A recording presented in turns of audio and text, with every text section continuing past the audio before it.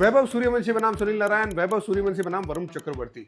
इस मैचअप का इंतजार सबको है, मुझे भी है और आई एम श्योर आपको भी होगा। हालांकि ये लड़का पिछले मैच में जल्दी आउट हो गया था, लेकिन फिर भी सबको इंतजार है 14 साल का लड़का इन मजे हुए स्पिनर के सामने किस तरह से खेलेगा। तो मैचअप के बीच में मैचअप मुकाबला है केकेआर बनाम राजस्थान रॉयल्स। राजस्थान रॉयल्स बिल्कुल इस सीजन प्लेऑफ की रेस से बाहर हो चुकी है, कोलकाता अभी भी बची हुई है। अगले सारे मुकाबले जीतेंगे तो 17 अंक पे पहुंच सकते हैं, अभी 9 अंक पे खड़ी है, लेकिन अगर एक भी हारती तो 15 पे रन रेट की बात चलेगी। अभी भी बहुत उम्मीदें बाकी है। ये कोलकाता में मुकाबला और दूसरा संडे है तो डबल हेडर है, तो दूसरा मुकाबला पहाड़ियों में धर्मशाला में, सबसे खूबसूरत जो मैदान है धर्मशाला का, वहां पे होगा पंजाब बनाम एलएसजी। पहले बात करेंगे कोलकाता बनाम आरआर।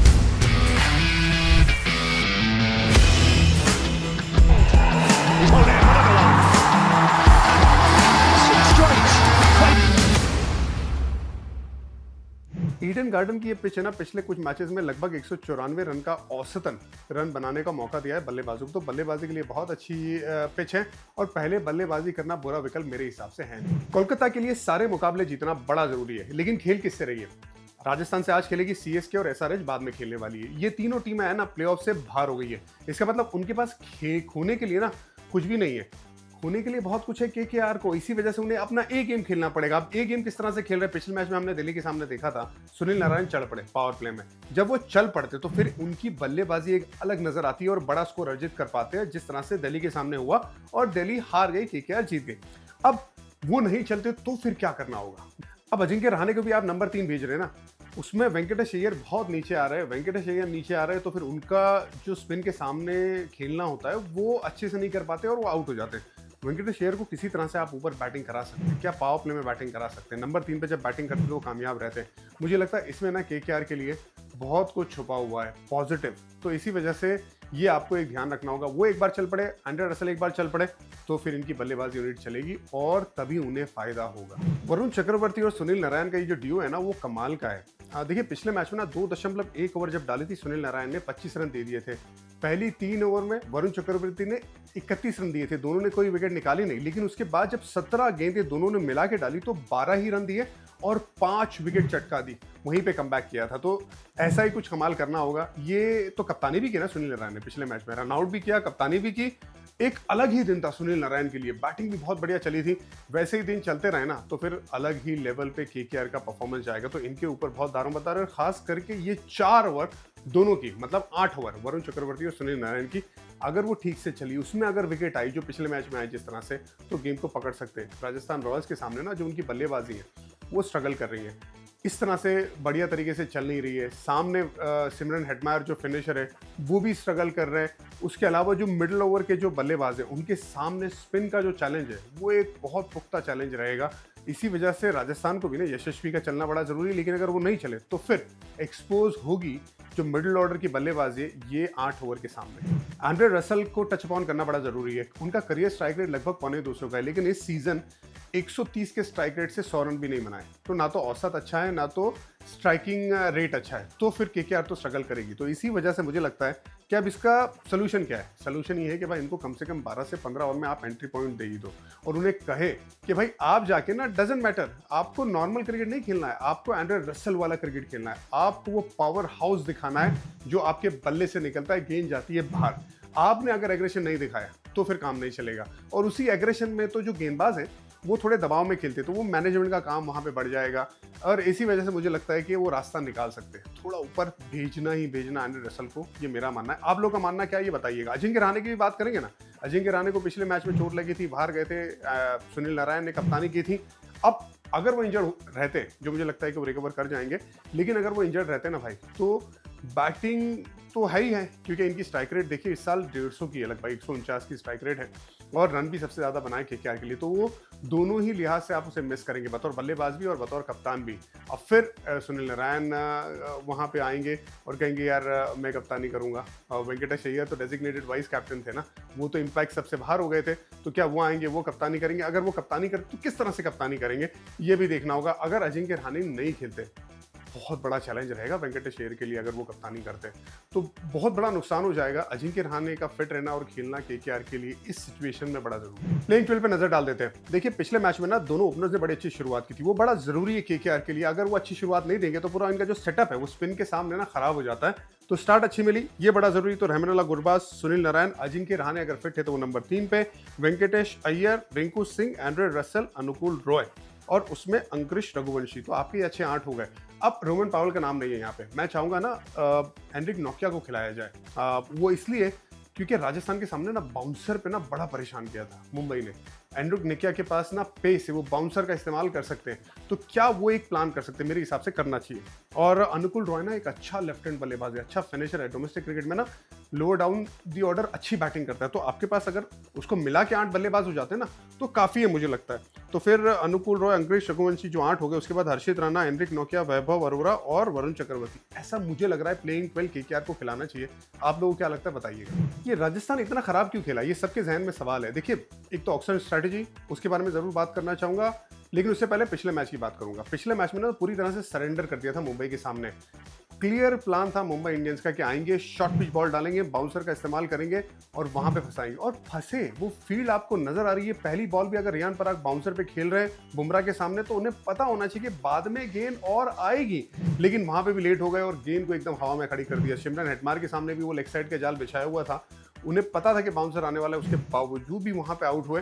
तो उसे काउंटर करने के लिए या तो गेंद को छोड़ने के लिए या कंट्रोल करके खेलने के लिए वो किसी ने कोशिश ही नहीं की। जब ऐसा करोगे तो फिर दिक्कत आएगी। उसके बाद जो गेंदबाजी भी थी ना, वो गेंदबाजी में भी इतनी कोई धारदार नजर आई नहीं। सभी गेंदबाजों की इकोनॉमी देखेंगे ना, वो 9-10 की तरफ जा रही है और एक नहीं दो नहीं, सारे गेंदबाजों की बात कर रहा हूं। तो वहां पे दिक्कत आएगी ना, तो ओवरऑल एक टीम फेलियर है। इसी वजह से अगर आप देखेंगे पिछले मैच के अलावा इस पूरे सीजन में जो खराब प्रदर्शन देखने को मिला है, वो एक तो प्लानिंग में, सोच में, सब चीज़ों में कमी रही है। कि आपको दिख रहा है ना कि ये प्लानिंग हो रही है बाउंसर की, तो उसके सामने काउंटर फटक से करना है ना, बात भी करनी है। वो भले ही आपको लगता है कि यार विकेट गिर गई है, लेकिन आप जब खेमे में बैठे होते हैं ना, तो कम से कम एक कम्युनिकेशन कर ही सकते हैं अपनी टीम के साथ। जो मैनेजमेंट रहता है कि यार बाउंसर का प्लान हो रहा है, थोड़ा भी संभाल के वो प्लान दिखानी है।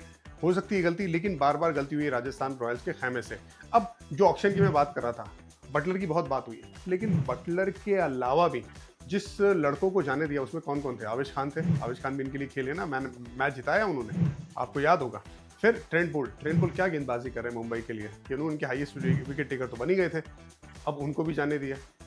इसके अलावा चहल और अश्विन, हाई क्वालिटी गेंदबाज को अब जब जाने देते हो ना, 1 नहीं 2 नहीं 3 नहीं 4, तो फिर आपको दिक्कत आएगी। यहाँ पे ना वो परफॉर्मेंस किसी से भी देखने को नहीं मिला इस सीजन। हसरंगा भी नहीं, तीक्षणा भी नहीं, यहाँ तक कि जोफ्रा आर्चर पे ज़रूर वो देखने को मिला कि उनकी फिटनेस बेहतर है, उनकी बॉलिंग बहुत ज़्यादा बेहतर नज़र आ रही है, लेकिन वो लोन वॉरियर नज़र आ रहे हैं। अब तो संदीप शर्मा भी इंजर्ड हो चुके हैं। तो ये जो इनकी दिक्कत है और भी ज़्यादा गहरी हुई है। सिर्फ एक पॉजिटिव देखने को मिला है यशस्वी के बाद, वो है वैभव सूर्यवंशी, जो इनके फ्यूचर का सितारा है। तो उसके लिए राजस्थान को पूरे नंबर, बाकी सारे नंबर काटो इनके। वैभव सूर्यवंशी के बारे में बात करेंगे। देखिए पिछले मैच में मिस आउट कर गए थे, लेकिन उससे पहले 35 बॉल में 100 बनाया था। यंग लड़का है, अब किस तरह से वापस आता है ना। पिछले मैच में आउट हो गया था। मुंबई जैसी टीम ने प्लानिंग की थी, जल्दी आउट हो गया था, आगे वाली लेन डालने की कोशिश की थी। दूसरी टीमें भी ना अब उन्हें यॉर्कर डालेगी, दूसरी टीमें भी वो स्पिन का सामना कराएगी पावर प्ले में, खास करके केकेआर। अब इसको किस तरह से काउंटर करते हो, और उस जो एक छोटा फेलियर आया उसको छोड़ के कितना आगे निकलते हैं, ये एक उनकी मानसिकता का जो टेस्ट है वो होगा, वो हमें देखने को मिलेगा। और एक्साइटेड में भी हूँ कि अगर रन बनाते ना, तो फिर एक और चैलेंज को पार करेंगे कि 2 क्वालिटी स्पिनर जो केकेआर के खेमे में है और 2 अच्छे फास्ट बॉलर भी ना, अगर नोकिया नहीं खेलते तो अच्छी बात है, उनका एक काउंटर देखने को मिलेगा। लेकिन 2 इंडियन अच्छे फास्ट बॉलर है, वैभव अरोरा और हर्षित राणा, उनको किस तरह से काउंटर करते हैं। खैर, पिछला मैच जब राजस्थान और केकेआर का हुआ था, तो 150 पे घुटने टिक दिए थे राजस्थान रॉयल्स ने, वो जहन में चलेगा, उससे भी बाहर निकलना पड़ेगा। अगर राजस्थान रॉयल्स सिर्फ उसी के बारे में सोचती रहेगी ना, तो भी दिक्कत में आएगी। अब आखिरी चीज, आने वाले मैचेस किस तरह से खेलती है राजस्थान रॉयल्स। एक तो प्राइड के लिए खेलना, लेकिन मैं क्या देखना चाहूंगा, मैं ये देखना चाहूंगा कि इनकी जो बैटिंग है ना, वो रिस्पॉन्सिबिलिटी ले और गेम्स को खत्म करे। 3 बार ऐसा हुआ, जो मैंने पहले भी बात की है, कि गेम्स को खत्म नहीं कर पाए, हाथ में गेम थी और जाने दिया, वो ना करने पाए। क्योंकि अगर वैसा करेंगे ना, तो आने वाले सीजन के लिए वो जो कॉन्फिडेंस होना चाहिए राजस्थान रॉयल्स के पास उनकी बल्लेबाजी यूनिट में, क्योंकि मेनली इंडियन बल्लेबाजी है ना, तो उनको रन बनाने पड़ेंगे। और ऐसा नहीं कि ये बल्लेबाजी ने रन नहीं बनाए, झुरेले भी रन बनाए, यशस्वी तो खैर सबसे ज़्यादा रन बनाए इन टीम के लिए, यहाँ तक कि रेयान पराग जो बीच में ऐसा लगे स्ट्रगल करते, उन्होंने भी रन बनाए। तो आपने अगर 250-250 के आसपास रन बनाए, तो फिर अच्छा अगर अगले 3 मैचेस में ख़त्म करेंगे ना, तो राजस्थान रॉयल्स के खेमे को आने वाली सीज़न के लिए बहुत कॉन्फिडेंस मिलेगा। प्लेइंग 12 पे नज़र डालते हैं राजस्थान रॉयल्स की। यशस्वी जायसवाल सॉलिड फॉर्म में, उन्हें वो बरकरार रखना है फॉर्म और ख़त्म भी अच्छे से करना है। उसके बाद अगर संजू आ जाते हैं, तो संजू को आप नंबर 3 पे खिलाइए और वैभव सूर्यवंशी को बरकरार रखिए ओपन में। तो आपके ये 3 हो गए। अगर वो नहीं आते, तो फिर नीतीश राणा नंबर 3, फिर रियान पराग, ध्रुव जुरेल, सिमरन हेटमायर। भाई बल्ला इतना खामोश है। हमने बहुत खिलाड़ियों की बात की है, लेकिन आईपीएल में ना इतना भी कोई धमाल नहीं किया सिमरन हेटमायर ने। उनके नंबर्स के बारे में, उनके बारे में आगे और बात करेंगे, लेकिन भाई ये, और आपको अच्छा पैसा मिलता है, आपको अच्छी प्राइस में खरीदा जाता है अपनी टीम के द्वारा। आपकी जिम्मेदारी है कि भाई अच्छे से गेम को ख़त्म करें। उसके बाद जोफ्रा आर्चर, महेश तीक्षणा, आकाश मडवाल, अब फजलक फारूकी। देखिए फजलक फारूकी ना 14 ओवर डाले, 170 के आसपास रन दे दिए और कोई विकेट नहीं मिली है। स्ट्रगल कर रहे हैं पूरी तरह से। तो आपके पास ना एक लेफ्ट आर्म फास्ट बॉलर है, Kwena Maphaka, left arm fast bowler है, यंग अंडर 19 वर्ल्ड कप भी खेला हुआ है, आपने देखा था। वो मुंबई इंडियंस के लिए भी उन्होंने डेब्यू किया था। उनको मौका दे सकते हैं आप। और कुमार कार्तिक, ये प्लेइंग 12 मुझे लगता है। आप लोग को बताइए क्या लगता है। और अगर संजू सैमसन खेलते, तो संजू सैमसन खेलेंगे शुभम दुबे की जगह पे। मैचेस पे आते सीधा, जोफ्रा आर्चर बनाम सुनील नारायण और गुरबाज, ये दोनों के सामने ना यॉर्कर जरूर डालिएगा। सुनील नारायण भी यॉर्कर में फंसते हैं और गुरबाज के सामने भी ना आगे वाली लेंथ में जरूर वो फंसते हैं। वो एलबीडब्ल्यू बोल्ड हो सकते हैं। पिछले मैच में मिचेल स्टार्क के सामने कॉट बिहाइंड हुए, तो आपको याद होगा एकदम आगे वाली लेंथ पे।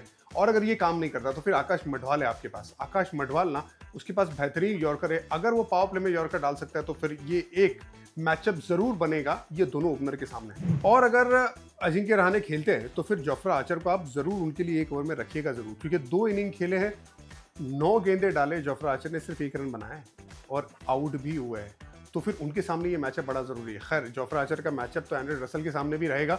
तो जोफ्रा आर्चर को आप किस तरह से गेंदबाजी में चलाते ना, ये बड़ा क्रूशियल होगा। वो 4 ओवर एकदम गोल्ड के समान है राजस्थान रॉयल्स के लिए। वहीं पे अगर सामने वाली तरफ आएंगे ना, अगर एंड्रिक नोकिया खेलते हैं, तो उन्होंने परेशान किया है यशस्वी जायसवाल को।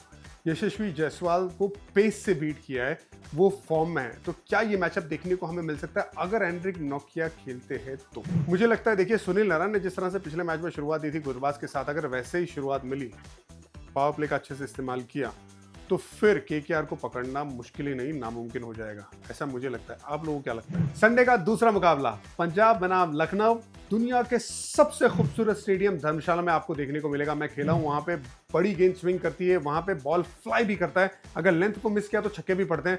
वहां पे आपको एक कड़क मुकाबला देखने को मिलेगा। पंजाब बहुत अच्छी पोजीशन में है, 13 अंक पे है, अगले 4 मैचेस में से 2 मैच जीत गई, मतलब क्वालिफाई कर गई, और 4 में से सिर्फ 1 भी जीती, तो भी 15 पे ना रन रेट पे बात आ सकती है। आज है मुकाबला लखनऊ के साथ, फिर दिल्ली और मुंबई के साथ खेलेगी इसी मैदान में, तो एक स्टेबिलिटी मिलेगी, एक फेमिलियरिटी मिलती है खिलाड़ियों को कि एक ही मैदान में खेलना है, वो किस तरह से बिहेव करती है। तो होम एडवांटेज का जो फायदा है वो पंजाब को अच्छी तरीके से हो सकता है। पंजाब के कप्तान श्रेयस अय्यर पे एक और बार नजर रहेगी। अभी तक 199 गेंदें खेले, 25 छक्के लगा चुके हैं, 23 चौके लगा चुके हैं। 6 हिटिंग एबिलिटी आउटस्टैंडिंग देखने को मिल रहा है और ये लगातार कर रहे हैं। 50 ओवर का जो वर्ल्ड कप हुआ था, वहां से लेके उसके बाद तक जो इनका सफर रहा है अपनी बैटिंग को इंप्रूव करने का, काबिले तारीफ रहा है। एक और बार जिम्मेदारी रहेगी, हर 8वीं गेंद पे छक्का लगा रहे हैं। ये अनबिलीवेबल नंबर्स है और कोशिश कर रहे हैं कि मैच को आखिर तक लेके जाए ताकि मैच को खत्म किया जाए। और जो रन बना है उसमें से ज्यादातर रन, लगभग 350 रन ना, ये घर के बाहर बनाए। मतलब मुल्लापुर में जब खेलते थे तब रन नहीं बनाए, लेकिन मुल्लापुर के बाहर निकले तो रन बनाए। अब आ गए धर्मशाला, धर्मशाला इनका होम ग्राउंड है, लेकिन अगर जहन में ये सोचेंगे ना, ये तो अवे ग्राउंड है, उस हिसाब से अगर खेलेंगे तो बिल्कुल दोबारा आपको रन बनाते हुए दिखेंगे। लेकिन इनफॉर्म में एक और बार उन पे जिम्मेदारी रहेगी। और ये धर्मशाला में जो उछाल देखने को मिलता है ना, जो इस पिच पे थोड़ा सा सीम होता है, अर्ली ऑन अगर आए बैटिंग करने के लिए तो जरूर आप थोड़ा ध्यान रख सकते हैं बतौर श्रेयस अय्यर। लेकिन क्योंकि वानखेड़े की पिच पे पले बड़े, बाउंस का बहुत अच्छे से इस्तेमाल कर सकते हैं अपनी बल्लेबाजी में, धर्मशाला में भी आपको बाउंस मिलेगा। तो मुझे लगता है कि बड़ा इंजॉय करनी चाहिए धर्मशाला में बैटिंग करना श्रेयस अय्यर। श्रेयस अय्यर द कैप्टन, देखिए ये कैप्टन को ना मैं उसी फहरिस्त में रखूंगा जहां पे ना बड़े बड़े कप्तान रह चुके हैं। आप महेंद्र सिंह धोनी, रोहित शर्मा, गौतम गंभीर।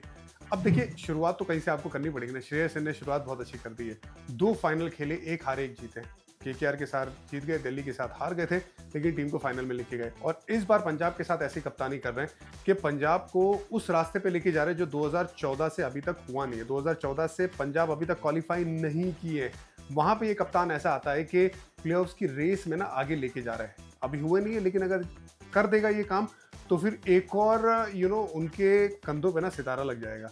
ये कमाल है भाई, मतलब बहुत बड़ी बात है श्रेयस अय्यर की कप्तानी में, क्योंकि जिस तरह से कप्तानी भी कर रहे हैं। जडेजा के सामने लेफ्ट आर्म स्पिनर को लेके आए थे हरप्रीत बरार को और आउट भी करवाया। जरूर गए थे रन वहां पे, लेकिन ये सोचता है ना आउट ऑफ द बॉक्स है। चहल को लेके आए थे महेंद्र सिंह धोनी के सामने, 19वीं ओवर डलवाई वहां पे, वो हैट्रिक भी लेके गए। तो ये सिर्फ ये फीलिंग के हिसाब से नहीं जाता, ये पूरी प्लानिंग के हिसाब से जाता है। ज़्यादा गेंदबाजों के साथ खेलना पसंद करता है ताकि उसके पास विकल्प रहे और अच्छी कप्तानी कर रहा है। तो श्रेयस अय्यर की कप्तानी की दाद तो देनी पड़ी। पहला अनकैप बल्लेबाज जिसने आईपीएल में 1000 रन को पार किया, प्रभसिमरन सिंह। बात नहीं होती ना ज़्यादा उस लड़की के बारे में, लेकिन बहुत इंपॉर्टेंट फैक्टर है। प्रियांश आर्या के साथ साथ ना 346 रन इन्होंने भी बना दिए। सेकंड हाईएस्ट स्कोरर पे है पंजाब के लिए। और इस सीजन ना कमाल कर रहा है। कमाल क्या कर रहा है कि हर बार तो रन बनाता था, बेबाक अंदाज में खेलता था, स्ट्राइक रेट तो उसका कमाल रहता है। ये इस साल भी 165 का स्ट्राइक रेट है, करियर स्ट्राइक रेट भी 150 का है। तो अब इस साल क्या बदला, इस साल ना पावर प्ले के आगे ले जाने की कोशिश कर रहे हैं अपनी बैटिंग को। ये बहुत बड़ा फैक्टर रहा है पंजाब के लिए, क्योंकि फिर गेम चलाना आसान है और पावर प्ले के बाद भी ना उसका अंदाज वैसा ही रहता है। दूसरी चीज़, 346 रन में से 84 run sweep, scoop, switch hit, इन सब से जो अलग शॉट्स आते उसमें रन बनाए इसने, 84 रन मिला के कुल। तो इसका मतलब ना इसके पास गेंदबाज को अनसेटल करने की काबिलियत भी है। तो ये बहुत बड़ा फैक्टर है। इस सीजन जिस तरह से अभी तक पंजाब का प्रदर्शन चल रहा है, उसमें प्रियांश आर्या के साथ साथ प्रभसिमरन सिंह का बहुत बड़ा हाथ है। युजवेंद्र चहल पिछले मैच में हैट्रिक निकाली, बहुत अच्छी गेंदबाजी की, और जिस तरह से वो गेंद को हवा दे रहे थे वो काबिल तारीफ। और आखिर में आके गेंदबाजी करना थोड़ा जिगरा तो है। जो चिन्ना स्वामी में खैर सालों साल वहाँ पे गेंदबाजी की हो बेंगलुरु के लिए, आरसीबी के लिए, तो जिगरा तो होगा ही। जिगरे के बिना आप वहाँ पे बतौर स्पिनर गेंदबाजी नहीं कर सकते। वहाँ से पका हुआ ये खिलाड़ी है। अब 2 लेफ्ट हैंड बल्लेबाज है, देखिए इनके पास, अगर वो चल गए तो किस तरह से वो काउंटर करते हैं, क्योंकि लेफ्ट हैंड बल्लेबाज के सामने चहल का ना इतना अच्छा रिकॉर्ड है नहीं, औसत भी ज़्यादा है और रन भी तेज़ गति से देते हैं। एक तो निकोलस पुरन, ऋषभ पंत का खैर फॉर्म है नहीं, लेकिन अगर निकोलस पुरन चल गए तो उनको किस तरह से काउंटर करते हैं। क्या ऑफ स्टंप के बाहर गेंदबाजी करेंगे, क्या गूगली डालेंगे, क्या वाइड लाइन का इस्तेमाल करेंगे, ये देखना होगा। प्लेइंग 12 पर नजर डालते हैं। सबसे पहले पंजाब, प्रभसिमरन सिंह, प्रियांश आर्या, श्रेयस अय्यर, ये 3 मजबूत खिलाड़ी हैं। जॉस इंग्लिश, नेहल वडेरा, शशांक सिंह। अब मार्कस स्टोइनिस को वापस लेके आइए, अगर वो फिट है, सब कुछ बढ़िया है, तो उनको श्रेयान सेडगे की जगह पे ज़रूर लेके आइए। धर्मशाला की पिच पे मुझे लगता है उनको एंजॉय करना चाहिए बैटिंग और बॉलिंग, तो उनको वो लेके आइए। मार्को यानसन, अजमतुल्ला उमरजाई, तो आपकी बैटिंग तो बहुत पुख्ता हो गई ना, 9 नंबर तक बैटिंग है। और अगर हरप्रीत बरार की भी अगर आपने बैटिंग यूज़ करी तो फिर और लंबी बैटिंग है। अर्शदीप सिंह, युजवेंद्र चहल और हरप्रीत बरार, ये पुख्ता 12 नजर आ रही है। आप लोगों को क्या लगता है? लखनऊ, देखिए लखनऊ की प्लेऑफ की रेस की बात ना कोई करता नहीं है। 10 मैच में 10 पॉइंट हुए, लेकिन अगले 4 में से 3 मैच जीतते हैं ना तो क्वालिफाई करते हैं। तो अभी भी रेस में बहुत अच्छे तरीके से बने हुए हैं। जरूर बेहतर क्रिकेट खेलना पड़ेगा, मोमेंटम लूज किया है। सबसे पहले ऋषभ पंत की बात करेंगे। ऋषभ पंत उनका जो कैप्टन है ना, वो स्ट्रगल ज्यादा कर रहा है, उसमें बहुत ज्यादा दारोमदार था। अभी तक 110 रन बनाए, 100 के भी स्ट्राइक रेट है नहीं। अब ये तो प्रॉब्लम हो गया कि ये प्रॉब्लम चल रहा है, उन्हें पकड़ रहे हैं। उनकी बैटिंग भी कई बार देखा हमने, पोजीशन बहुत लो उन्होंने रखी है, या जिसने भी डिसीजन लिया था टीम मैनेजमेंट में। तो अब यहाँ पे उन्हें ऊपर बैटिंग करना ही करना है। अगर वो ऊपर बैटिंग करेंगे, अपने आप को मौका देंगे, थोड़ा वक्त देंगे, तो फिर काम उनके लिए आसान हो जाएगा। मुझे लगा मुंबई के सामने जो स्वीप खेला, रिवर्स स्वीप, वो जरूरत ही नहीं थी इतनी जल्दी। आप अभी तो आए बैटिंग करने, आप थोड़ा वक्त ले लीजिए। अब वो क्यों ऐसा करते हैं? उनके पास वो ऑफसाइड वाला गेम उनको इंप्रूव करना पड़ेगा। ऑफसाइड वाला गेम इंप्रूव किया, अपने आप को थोड़ा वक्त दिया, इनका काम आसान हो जाएगा। टैलेंटेड खिलाड़ी ये टेस्ट क्रिकेट में हमने देखा है, लेकिन उसको तब्दील करना पड़ेगा। और ऐसा भी नहीं कि पहले आईपीएल में रन नहीं बनाए, पहले आईपीएल में रन बनाए, लेकिन अभी नहीं बन रहे। थोड़ा सा वक्त दीजिए, वक्त देंगे, रन बनेंगे। निकोलस पुरन लास्ट के 4 मैचेस में सिर्फ 55 रन बने, और गेंदबाजों ने ना उन्हें पकड़ा, या तो एकदम आगे डाल रहे गेंद स्टंप के अंदर, या तो फिर slower one into the pitch गेंदबाजी कर रहे हैं। ये 2 चीजों के साथ उनके सामने प्लानिंग की जा रही है, उन्हें आउट करने की कोशिश की जा रही है, और आउट भी हो रहे हैं। ये प्लान निकोलस पुरन को पता होना चाहिए। अगर उन्हें पता होगा तो उसे काउंटर करने का रास्ता निकाल पाएंगे। शुरुआत बहुत अच्छी की थी। तो शुरुआत में जब 55 रन से पहले, जो पिछले 4 मैच में बना, उससे पहले 350 रन तो बना दिए थे, 33 छक्के तो लगा दिए थे। तो फॉर्म कमाल का था, फॉर्म लेके आए थे, फॉर्म डिप हुआ है, और जैसे उनका फॉर्म डिप हुआ ना, लखनऊ के रिजल्ट पे सीधा सीधा असर पड़ा है। तो ये जो प्लानिंग हो रही है स्टंप में या तो एकदम आगे डालने की या तो फिर slower one into the pitch डालने की, जो काबिलियत लेके आ रहे हैं जो गेंदबाज सामने पंजाब के, उनके सामने ध्यान रखना पड़ेगा। अगर वो काम कर दिया, अगर उसे काउंटर कर दिया तो फिर उनके रन वापस आ जाएंगे और जो सीधा सीधा लखनऊ को फायदा देंगे। देखिए मिडिल ऑर्डर से ना रेगुलर रन नहीं बन रहे। समन ने कुछ अच्छी पारी खेली, बदौनी ने कुछ अच्छी पारी खेली, निकोलस पूरन अभी उनका बल्ला ठंडा हो गया है, ऋषभ पंत से कुछ में नहीं मिल रहा है बतौर बल्लेबाजी यूनिट, तो फिर लखनऊ क्या करे? दो बल्लेबाज है ना उनके शुरुआत में, माकरम और मार्श, दोनों ने 300 रन बना दिए, दोनों फॉर्म में हैं। क्या वैसा काम वो कर सकते हैं जैसे गुजरात के टॉप 3 करते हैं? साई सुदर्शन, शुभमन गिल और बटलर, वो तीनों लंबी पारी खेल लेते ना, बल्क ऑफ रन बना देते। क्या ये तीनों मिलके, निकोलस पूरन को भी अगर उसमें मिला दें, मार्श और माकरम के साथ मिलके, क्या तीनों बल्क ऑफ द स्कोरिंग कर सकते हैं? अगर वो करेंगे, वो थोड़ी जिम्मेदारी लेके यार, कि अगर हाई रिस्क शॉट लेना है तो थोड़ा क्या अवॉइड कर सकते हैं अगर उनकी पारी लंबी चलती है। सामने वाले गेंदबाज अगर जिसका भी दिन चल रहा है बढ़िया, अगर चहल का दिन बढ़िया है, तो क्या उसको टारगेट ना करके वो लंबी पारी खेलने की, लो रिस्क क्रिकेट खेल के उनके सामने फिर बाकी बल्ले गेंदबाजों को टारगेट करें? क्या वैसे प्लानिंग के साथ आगे बढ़ सकते हैं? अगर वैसे करेंगे तो फिर लखनऊ की लिए चीज़ें काफ़ी आसान हो जाएंगी। मयंक यादव की वापसी, देखिए मयंक यादव ने वो एक सपाट पिच पे 2 विकेट निकाली, 40 रन देके 4 ओवर में, अच्छी गेंदबाजी की। मुझे लगा हार्दिक को जिस तरह से आउट किया था ना, गेंद अंदर की तरफ आई थी, बोल्ड हुए थे, ऐसा लग रहा है कि पेस उतरी नहीं थी जितनी पेस उनकी हुआ करती थी, थोड़ी कम है, शायद रिदम करते करते वापस आ जाएगी, लेकिन स्लो रन पे काम किया है ऐसा लग रहा है। ये फॉल शॉट बहुत कराते बल्लेबाजों को। अपने छोटे से करियर में फॉल शॉट का जो परसेंटेज है वो हर एक ओवर में ना आपको देखने को ही मिलता है। वो परसेंटेज लगभग 30 का भी होगा वो आंकड़ों में, लेकिन जो लेंथ डालते जिस तरह से उनको उछाल मिलता है, धर्मशाला के पिच पे उन्हें बड़ा मजा आना चाहिए। और अगर उनका रिदम 4 ओवर में प्रॉपर रहा और उनकी फिटनेस बराबर रही तो ये एक एडेड एडवांटेज है लखनऊ का। लखनऊ की प्लेइंग 12 पे नजर डालते हैं। Mitchell Marsh, Aiden Markram, Nicholas Pooran, ये तीनों को बल्क ऑफ द स्कोरिंग करनी पड़ेगी टीम की। उसके बाद ऋषभ पंत, उनका बल्ला नहीं चल रहा, थोड़ा अपने आप को टाइम दीजिए। आयुष बदौनी, डेविड मिलर, अब्दुल समद, ये तो आपके टॉप 7 हो गए। इन्हीं पे जिम्मेदारी होगी, इन्हीं को रन बनाने पड़ेंगे। एक और बल्लेबाज के बारे में सोच सकते हैं, एक गेंदबाज कम करके, वो है हिम्मत सिंह, लेकिन क्या उसकी जगह बन सकती है? उसके बाद रवि बिश्नोई, दिग्वेश राठी, आवेश खान, मयंक यादव और प्रिंस यादव। इसमें बस यही है कि शार्दुल ठाकुर के बारे में आप क्या सोच रहे हैं प्रिंस यादव की जगह पे, क्योंकि वो एक आपको बल्लेबाजी का ऑप्शन भी देते हैं। अगर आप हिम्मत सिंह की तरफ नहीं जाते तो वो जहन में आएगा, लेकिन प्रिंस यादव सिर्फ अगर आप ऐसे गेंदबाज खिलाते हैं ना तो वो ज़्यादा बेहतर है, स्पेशली ऐसे पिच पे जहाँ पे हाई स्कोरिंग होने के चांसेस है, जो धर्मशाला में हो सकता है। मैचेस पे आते हैं। अर्शदीप बनाम माकरम, 4 बार आउट किया है माकरम को, तो वो एक मैचअप है। फिर मार्श के सामने भी ना, ये पिछली बार आपको याद होगा गेंद खड़ी हो गई थी, वो बिल्कुल दोबारा वैसे ही करने की कोशिश करेंगे। इस बार तो हो भी सकता है कि गेंद को और ज्यादा आगे डाले अर्शदीप सिंह। तो ये मैचअप, दूसरा मैचअप मयंक यादव वर्सेस श्रेयस अय्यर। देखिए अभी तक आमना सामना दोनों का हुआ नहीं है, लेकिन क्या नोज एंड टोस कर सकते हैं एक बाउंसर डाल के? हालांकि श्रेयस अय्यर ने बहुत अच्छा शॉर्ट बॉल को खेला है, लेकिन फिर भी वो पेस पे क्या कोशिश कर सकते हैं? नोज एंड टोस, एक अच्छा मैचअप देखने को मिल सकता है। वहीं पे चहल बनाम निकोलस पूरन, ये मैचअप मैं देखना चाहूंगा, और उसमें कारीगिरी चहल की देखना ये चाहूंगा लाइन के साथ खेलते हुए। अगर गुगली नहीं डाल रहे फॉर वट एवर रीजन, उनकी ताकत भी है नहीं, लेकिन वो जो लाइन को कंट्रोल है वो किस तरह से लेके आते हैं, और वहीं पे क्या प्लान के साथ बैटिंग करेंगे? क्या सीधा करने की कोशिश करेंगे बल्लेबाजी निकोलस पूरन, या जो थोड़ा सा बैट के जो लेग साइड पे बड़े शॉट लगाते हैं स्लॉक स्वीप की तरह, क्या उसकी तरफ जाएंगे? प्रियांश आर्या बनाम दिग्वेश राठी, ये मैचअप में देखने के लिए पर्सनली आतुर हूं। पिछली बार जब दोनों का आमना सामना हुआ था तो आउट कर दिया था राठी ने प्रियांश को। इस बार भी वो माहौल बन सकता है। हालांकि पिच ज्यादातर सपाट है, फास्ट बॉलर को मदद करती है, और हाई एल्टीट्यूड है, यहाँ पे क्या प्लान लेके आते हैं, लेकिन फिर भी प्रेशर में रहेंगे प्रियांश आर्या जब दिग्वेश आएंगे। यार देखो, मैं हमेशा पंजाब को सपोर्ट करता हूँ ना, कि पंजाबी तो मेरी पहली टीम है, और हमेशा मुझे लगता है कि पंजाब ना ये अच्छा क्रिकेट खेल रही है, और मुझे बड़ा मज़ा भी आता है जब वो अच्छा क्रिकेट खेलते हैं। लेकिन लखनऊ के सामने ना संभाल के खेलना पड़ेगा। लखनऊ ऐसी टीम है जो थोड़ा सा ब्रेक के बाद भी आ रही है, थोड़ा परेशान भी ज़्यादा है। ऋषभ पंत का फॉर्म भी नहीं है, लेकिन अगर वो फॉर्म में आ गए, निकोलस पूरन फॉर्म में आ गए, तो परेशानी हो सकती है पंजाबियों को, मुझे ऐसा लगता है। तो अपना एक क्रिकेट खेलना पड़ेगा पंजाब को। मैं कहूँगा अभी ना बैलेंस में ये गेम, लखनऊ से बच के रहना पंजाब।